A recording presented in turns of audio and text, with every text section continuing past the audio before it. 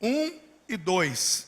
2 Coríntios, capítulo 8, versículos 1 e 2. O irmão achou, diga amém. Eu vou ler. Depois eu queria que o irmão fizesse a sua leitura em voz alta, na sua Bíblia ou na tela, para a gente poder lembrar-se que eu sei o texto e que vocês também sabem o texto. 2 Coríntios 8, 1 e 2. Diz assim: agora, irmãos, queremos que vocês tomem conhecimento da graça que Deus concedeu às igrejas da Macedônia, no meio da mais severa tribulação. A grande alegria e a extrema pobreza deles transbordaram em rica generosidade. Agora os irmãos leiam bem alto 1 e 2 na sua versão, bem alto.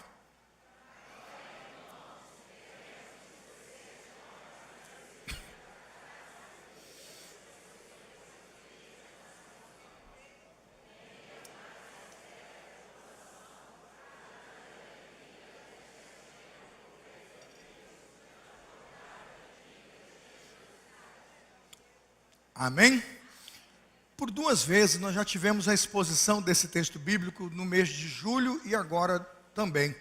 No mês de julho, o pastor Adiel tratou assim de forma brilhante todo o capítulo 8 e nos ajudou aí sobre o deserto, que passava os irmãos da Judeia e como eles foram ajudados pelos cristãos da Macedônia com as ofertas. Depois o pastor Neander voltou, no final do mês, e deu uma exposição de todos os, foi P, todos os P's que ele identificou ali no texto e colocou para nós como poderíamos agir com misericórdia e graça com aqueles irmãos que estão em necessidade.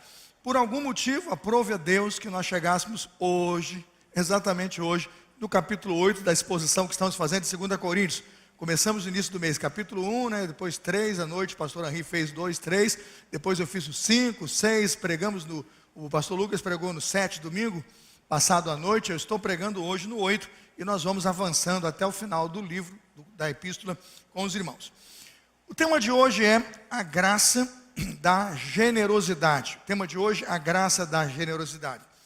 Por que escolhi esse tema e obviamente calhou com este capítulo para os irmãos do dia de hoje? Porque Deus quer que nós aprendamos um pouco mais sobre a generosidade. Vivemos numa sociedade materialista como talvez nunca tenha se visto. Irmãos, é muito materialismo. Hoje, me parece que as redes sociais deram, na minha percepção, uma impulsionada nesse tipo de conceito. E quem hoje participa das redes sociais, o que você tem hoje em muita evidência é a vida material, bens materiais, riqueza, prosperidade e capital. Parece que esse espírito materialista tomou muito, irmãos, e tem tomado muito a mente dos cristãos neste século. Eu estou imaginando que a parábola de Jesus Cristo, em Lucas capítulo 12, sobre o rico insensato, tem que ser pregada e repetida tantas quantas forem as vezes no tempo dessa modernidade. Lembra daquele rico insensato? Plantou, colheu com fartura e disse: vou derrubar os meus celeiros, vou fazer celeiros novos, vou colocar esses mantimentos aí, porque eu tenho muitos bens para uma vida inteira. E ele disse assim: alma, regala-te, alma, folga-te, porque você tem bens e prosperidade para uma vida. Depois de estar com tudo armazenado nos celeiros, ele só esqueceu de perguntar para a eternidade. A eternidade bateu lá no meio do sonho dele, eu acho que foi um pesadelo, o sonho dele, e disse: ó alma penada, ó alma cansada, o que você tem preparado? O que você tem preparado, para quem será? Naquele momento eu imagino que como um estampido, e com um quê de realidade, aquele homem percebeu que todos os seus bens materiais, nenhum futuro lhe dariam, nenhuma segurança lhe daria, se ele para a eternidade não estivesse preparado. Quantas pessoas hoje passam a vida adquirindo, comprando, acumulando, ajuntando? A ordem de Jesus: não ajunteis tesouros na terra, onde a traça e a ferrugem tudo consome, mas ajunteis aonde, irmãos? Tesouros no céu, onde nem a traça nem a ferrugem pode consumir. Ao contrário disso, o mundo moderno e o homem de hoje parece que trabalha por bens e dinheiro a tal ponto de perder a alma. Jesus Cristo disse: de que adianta ganhar o mundo inteiro e perder o quê? A sua alma. Mateus 16, 26. Se nós queremos combater, irmãos, esse materialismo que tomou conta da sociedade pós-moderna e do mundo atual, nós temos que aprender a arte de contribuir e de ser generosos. Dar, repartir, sustentar, dividir, contribuir. É o que a Bíblia recomenda como sendo comprimidos de cura espiritual para a gente poder combater e sair desse mundo materialista. Um cristão sabe, todo cristão verdadeiro sabe que a prática de dar é uma prática bíblica. Ofertar e contribuir são ensinos presentes no Evangelho de Jesus e na Palavra de Deus. Quando exercitamos a graça da generosidade, nós a exercitamos na certeza, na convicção de que nós temos, de que sem Deus nós não teríamos nada. O próprio Senhor Jesus vai dizer no Evangelho de João, capítulo 10, ele vai dizer assim, sem mim nada o quê? Sem mim nada podeis fazer. O que ele está dizendo com isso? Também na parábola da videira, o que ele está dizendo com isso? Sem mim nada podeis fazer. É que sem Deus nós não somos nada. O que o nosso Deus está dizendo a respeito do ensino da graça e da generosidade é que aquele que planta, aquele que colhe, aquele que trabalha, tem de Deus todas as providências. Quem aqui, irmãos, criou o solo que cultiva a agricultura? Ninguém. Quem aqui pode desenvolver e criar os músculos e a força que trabalha para produzir os seus bens? Ninguém. Quem aqui desenvolveu e criou o próprio cérebro pelo qual pensa e cria soluções? Ninguém. Na mordomia, irmãos, do templo, do Espírito Santo, que é o nosso corpo, nós temos plena convicção de que tudo que temos, tudo que somos, tudo que recebemos, provém de Deus. O brilho do sol, a chuva que cai, o fruto, a fertilidade, a força, a saúde, tudo vem de Deus. E quando alguém exercita de forma espontânea o ato de ser generoso, o que ele está dizendo é que essa graça que ele desenvolveu de contribuir, ele a recebeu de Deus. Ele devolve para Deus, ele se apresenta para Deus como forma de culto e gratidão por tudo quanto do Senhor recebeu. Quantos que contribuindo com 10% dos seus bens, nada mais estão fazendo do que tão somente exercitar uma prática bíblica simples e contemporânea hoje, de que nós não somos cristãos individualmente, nós somos uma igreja coletiva que, recebendo de Deus toda a prosperidade pelo nosso trabalho em culto, em forma de expressão e gratidão, podemos sim contribuir, ofertar, dar, retribuir, né, junto com a igreja, todas as bênçãos, todas as dádivas que do Senhor recebemos. O mundo não gosta de falar em doação. O mundo não gosta de falar em contribuir. O mundo hoje, na verdade, faz piadas com a igreja e com suas ofertas. Mas nós, irmãos, não levamos em conta esse tipo de deboche ou ingratidão. Nós somos o povo da gratidão que, quando vem com seu dinheiro, com sua oferta na casa de Deus, agradecemos por quê? Porque, sobretudo, Cristo nos ensinou a dar e a doar. Quando um homem dá, irmãos, o mundo pergunta quanto um homem dá. Quando um homem contribui ou oferta, Cristo não pergunta quanto dá. Cristo pergunta como ele dá. O mundo leva em conta o dinheiro em quantidade. Cristo procura conhecer de cada um de nós a sua motivação. Lembra-se quando uma viúva pobre ofertou na casa de Deus, ele disse, muitos homens deram do que lhes sobrava. Lembram disso? Muitos homens soltaram moedas barulhentas aqui no gasofilácio. Mas aquela mulher, com suas poucas moedas, com sua simples oferta, deu o que, irmãos? Tudo. Tudo que possuía. Cristo nunca vai contabilizar, irmãos, a quantidade de recursos que damos ou ofertamos, mas a capacidade de doar e a maneira pela qual nós a Cristo nos entregamos. Com respeito à contribuição, pensemos que nossos púlpitos precisam falar um pouco mais sobre mordomia e desenvolver um pouco mais esse ato da graça de Deus, que é contribuir e participar da obra de Deus. Muitos excessos fazem com que as igrejas decidam ocultar o tema, um extremo que não devemos fazer. Por que pastores ocultam o tema? Porque normalmente quando pregam sobre o tema, alguns e-mails mal educados ele recebe, algumas coisas na sua rede social são postadas, alguns telefonemas são dados, como se o pastor fosse um mercenário pedindo dinheiro de pobres mortais da igreja. Isso é uma distorção. A arte da generosidade, irmãos, ela é devidamente proporcional a qualquer pessoa e devidamente proporcional a qualquer cristão. Você imagina um indivíduo com 10 reais que pode contribuir com R$1 e não há qualquer preconceito no valor, nem na oferta de 10 reais, ele entregou o quê? 10%. Imagine um homem que com 100 reais entrega 10 reais, sem qualquer preconceito, com 100 reais, entregando 10 reais, ele deu apenas o quê? Apenas 10%.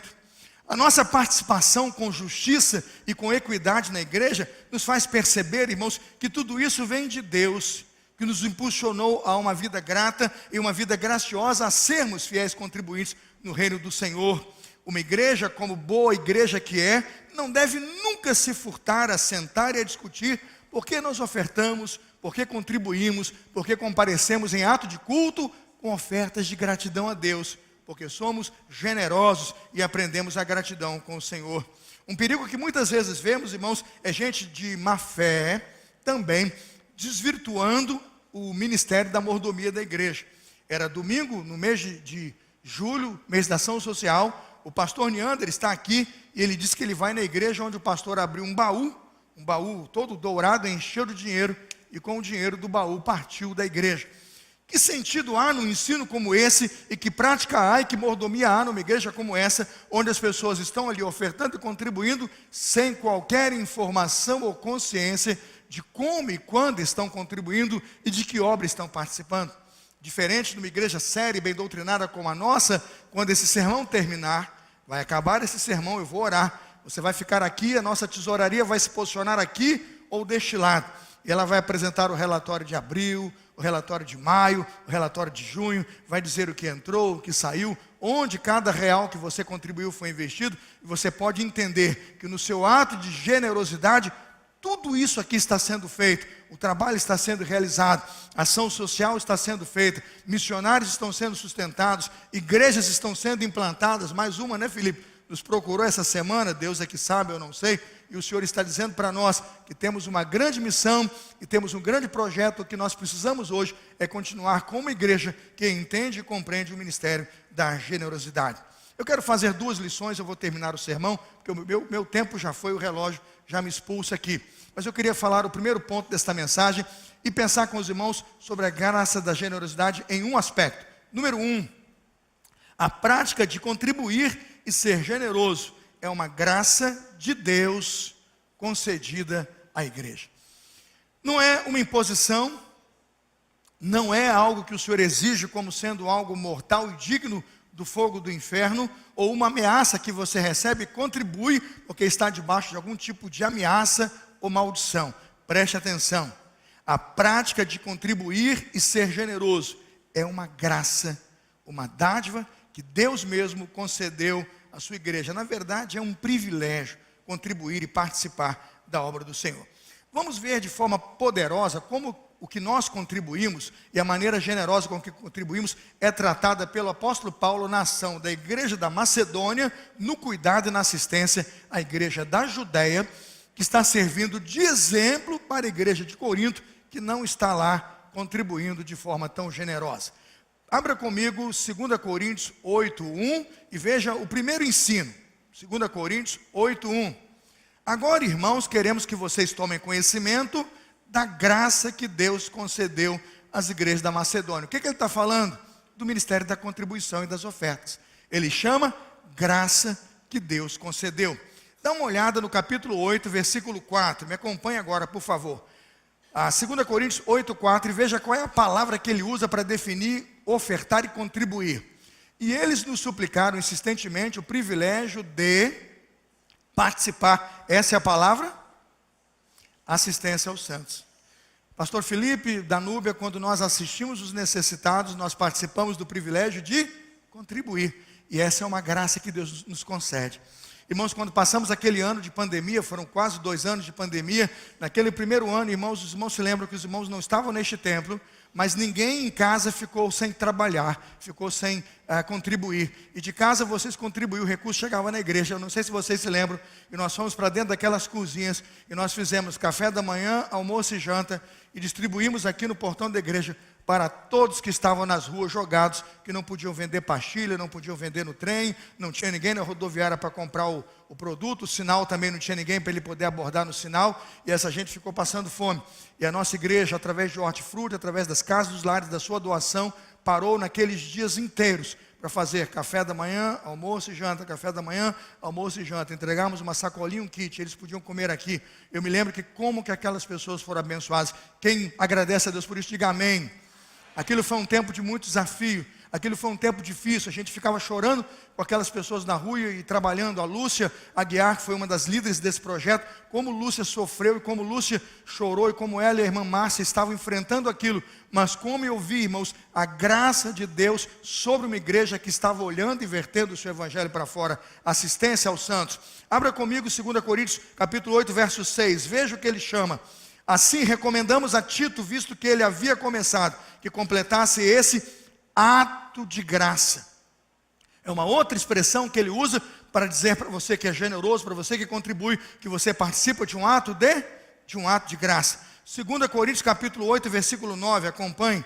Pois vocês, 2 Coríntios 8, 9, pois vocês conhecem a graça de nosso Senhor Jesus Cristo, que sendo rico se fez pobre por amor de vocês, para que por meio de sua pobreza vocês se tornassem o quê? Ricos. Ele chama a graça de contribuir, de um ato de pessoas pobres e humildes enriquecerem pessoas com o evangelho, com a presença de Deus. Eu termino com 2 Coríntios capítulo 8, 8:19, vamos continuar no 8. 2 Coríntios 8:19 diz assim: não só por isso, mas ele também foi escolhido pelas igrejas para nos acompanhar quando fomos ministrar esta doação. Ele aplica agora a forma clara de que você, quando faz uma doação ou doa por generosidade a uma igreja, a uma pessoa, a um ministério, faz um ato generoso de doação. E termino com 2 Coríntios 9, agora é outro capítulo, 2 Coríntios 9:14, é só virar uma página. 2 Coríntios 9:14 diz assim: e nas orações que fazem por vocês, eles estarão cheios de amor por vocês, por causa da insuperável graça que Deus tem dado a vocês.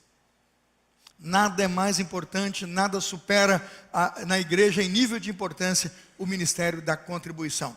Com dízimos e ofertas, irmãos, sustentamos os ministérios. Com dízimos e ofertas, enviamos os missionários. Com dízimos e ofertas, plantamos a igreja. Com dízimos e ofertas, doutrinamos os cristãos. Com dízimos e ofertas, produzimos as Bíblias, imprimimos as Bíblias. Com dízimos e ofertas, produzimos os folhetos. Com dízimos e ofertas, expandimos o reino de Deus e levamos a sua palavra pelo mundo. Quem quer isso, diga amém.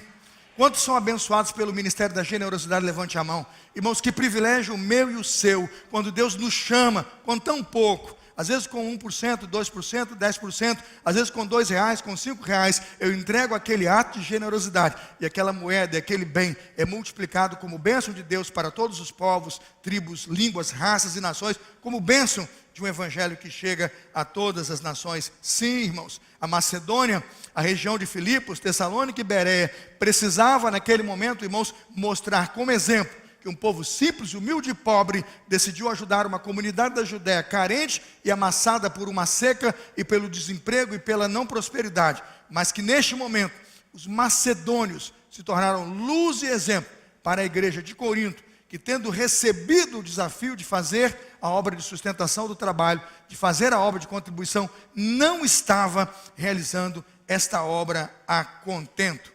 Eu quero ir para o segundo ponto e já tentar terminar com o segundo ponto, esta palavra, que o tempo não me ajuda. Segundo ponto, vamos lá? A prática de contribuir e ser generoso demonstra que circunstâncias difíceis não são uma desculpa para deixar de contribuir. Dá uma olhada em 2 Coríntios 2, 8 e 2. 2 Coríntios capítulo 8, versículo 2. 2 Coríntios 8, 2. Eu tenho a NVI na tela. Tem a NVI. Depois você pode colocar a revista corrigida para me ver a diferença. Veja a NVI. No meio da mais severa tribulação, a grande alegria e a extrema pobreza deles, dos macedônios, transbordaram em o que, irmãos? Rica generosidade. Vamos ver se você tem a revista corrigida, uma outra versão, por favor. Me ajude aí. Almeida corrigida, é isso? Almeida revista corrigida. Como em muita prova de tribulação, houve o quê? Abundância do seu gozo, alegria, e como sua profunda pobreza fez o quê? Que paradoxo. Que paradoxo. O cristão atribulado não falou assim: Deus, quando a tribulação parar, quando a minha finança estabilizar, eu vou ajudar. Não, ele não falou isso. Pode voltar ao início do versículo. Volta ao início do versículo. Em muitas provas de tribulação. Em grande tribulação. Eu tive, preste atenção, irmãos, alegria de contribuir. Em momentos em que talvez essa gente tivesse até falta de recursos, mesmo faltando, eles entenderam que era tempo de dividir. Irmãos, eu já tive momentos em que isso aí para mim não significou nada, porque o homem é racional. E eu tenho que abrir meu coração para dizer para você que a gente precisa orar e confiar que só Deus pode fazer isso. Mudar o nosso coração. Eu cartesiano, X e Y, né, pastor? Matemática. Mais positivo, negativo, traça tal, corta o eixo, cartesiano. Eu só vejo os números. Eu lembro que eu estava na primeira igreja de Campos com a Angélica, eu sentadinho com ela, recém-casado. Irmãos, ganhando quase que uma pensãozinha só para sobreviver. Né? Porque eu larguei tudo para fazer o seminário, larguei tudo. A gente abandonou carreira profissional, abandonei 2 empregos, transferi empresa para os outros, fui fazer seminário, vivendo daquele valorzinho que ganhava da tesouraria para pagar as despesas. Eu sei que nós chegamos na igreja, sentei no primeiro banco, veio o irmão Libânio, já falecido, né? Libânio de tesoureiro falou, sua oferta do mês. Eu abri o envelope, glória, glória. Tinha uns 150, 170 reais. Aí a refeição no seminário custava naquela época, digamos, 2 e pouquinho. Aí eu sou matemático, um contador. 2 e pouquinho, 22 dias e tal, 150. Tem a passagem do 233 que eu pego o ônibus e vou para o seminário, volto, mais o outro ônibus. Aí eu falei, beleza, vai dar tudo certinho. Aí veio a mulher. Aquele cutucão. Mulher, quando quer incomodar o marido, dá cutucão. Né? Ela está chegando o dízimo. Aí eu falei, e o que tem? Vai dar o dízimo. Eu falei, mas veio de lá, nós vamos devolver? Acabou, estava no envelope de dízimo. Irmãos, não ria não, irmãos. A incredulidade, toma. Você pode ser estudado, você pode ser um crente. Um dia, você pensa bobagem. Mulher sábia edifica a casa. A tola derruba. Derruba. Aí eu falei, meu bem, matemática não fecha. Não vamos comer na tia Deolinda, já deve ter falecido também. 2 e tanto. Ela falou, não interessa. Primícia, devolve agora. Depois você conversa com ele e pergunta o que ele fez de errado. Porque ele não pode ter errado. Eu falei, Jesus, que mulher crente, meu Deus. Aí eu quase que chorando. Quase que tudo desesperado. Depois ela vai me cobrar, ela vai cadê a comida? Eu falei, você botou lá no ofertório lá. Peguei o envelope, preenchi, fui lá, entreguei. Confesso, irmãos, que eu olhei para ver se ia cair de volta embaixo. Falei, se sair de baixo é meu. Vai que... Eu falei, era de Deus, né? Eu boto em cima, sai embaixo. Falei, entrou por cima, já peguei e tal, já. Não era. Caiu, ficou. Irmão, peguei o que sobrou, entrei no 233, não foi? 233, não lembro o ônibus, né? 239, eu não lembro, é Tijuquinha, né?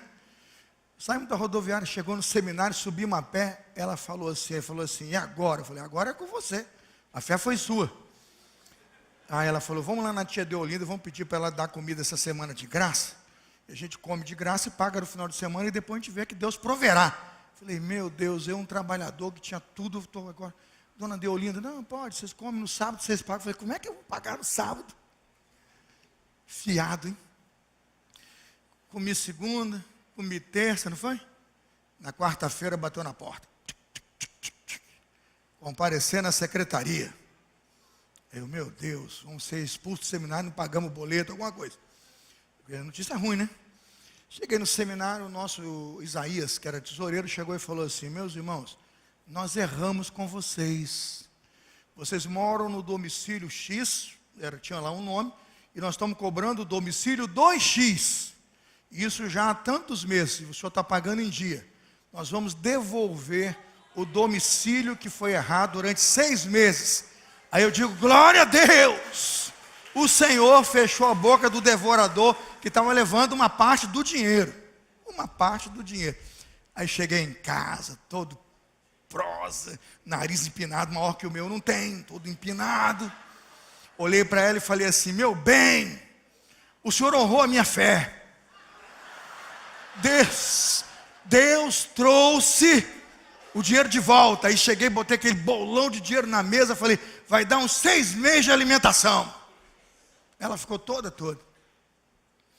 Aí eu pensei que já estava bom, que já estava tudo arrumado. Aí ela ainda falou assim, tira o dízimo. Eu falei, mas eu já dei o dízimo disso lá atrás.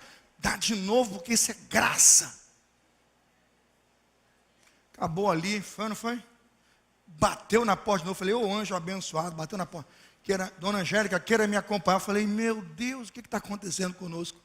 Vai a Angélica para a sala lá do ministro do negócio de música lá. Ela dava aula de acompanhante, foi isso? Nós erramos o controle de acompanhantes seu, minha irmã. A senhora dá aula para não sei o quê, tantos acompanhantes, nós só pagamos a metade, a senhora está recebendo errado há 6 meses, e nós vamos pagar para a senhora 6 meses do número de acompanhantes certinho, porque eles pagaram e nós temos que dar o que é da senhora, o que não é nosso, não é nosso. E o seminário deu, o seminário ruim de contabilidade naquela época, hein? Meu Deus, né? Ô devorador, mas graças a Deus alguém acertou a conta. E naquela segunda etapa, aí entrou ela no quarto. Deus honrou a minha fé. Você está achando que eu estou contando historinha para você? Não estou, não.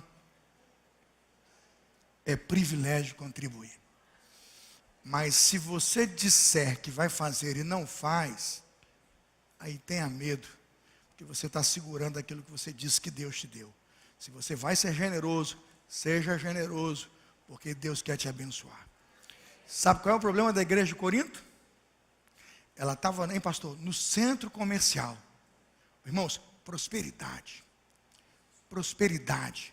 crescendo, andando, trabalhando, prosperando, avançando. A igreja, o povo estava enriquecendo. Eles haviam assumido o compromisso de contribuir. É o capítulo 16, não é isso? 1 Coríntios 16, pode conferir, Bereano. Eles assumiram o compromisso, não foi? De levantar domingo as ofertas.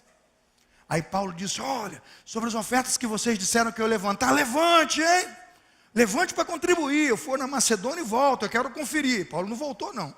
Por isso é a segunda carta. Mas eles tinham dito, e quando Paulo escreve a segunda carta, fala assim, vocês não disseram? Por que não fizeram? Aí Paulo dá um puxão de orelha. Vocês não fizeram da sua riqueza, da prosperidade de vocês, vocês não contribuíram. 1 Coríntios 16, mas no capítulo 8, 2 Coríntios diz, os pobres macedônios, na tribulação, no cheque especial, no vermelho, com gente levando cobrando o seu aluguel dobrado, com gente que não te pagou nem a aula que você dava, eles não deixaram de ser generosos, porque Deus não fecha a porta do céu para o generoso. Sabe com quem Deus faz sociedade? Com aquele que se associa na sua obra. Um dia chegamos aqui com o pastor Felipe e Anselmo, não foi Anselmo?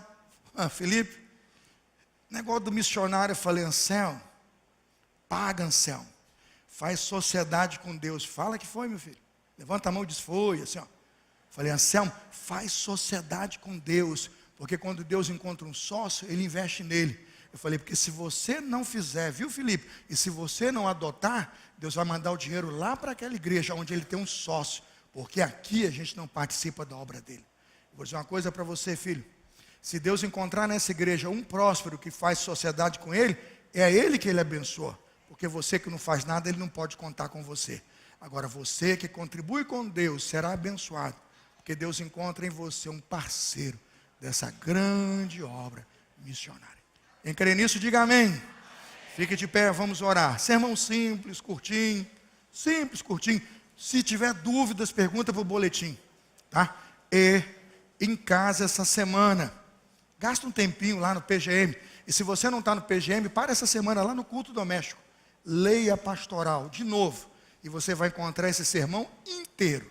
Para você ser abençoado, para a sua família ser abençoada. E você entender o que é, irmãos, a graça da generosidade. E que Deus te abençoe. Como eu disse, eu vou orar. Eu vou acabar a oração, eu vou chamar a secretária da igreja.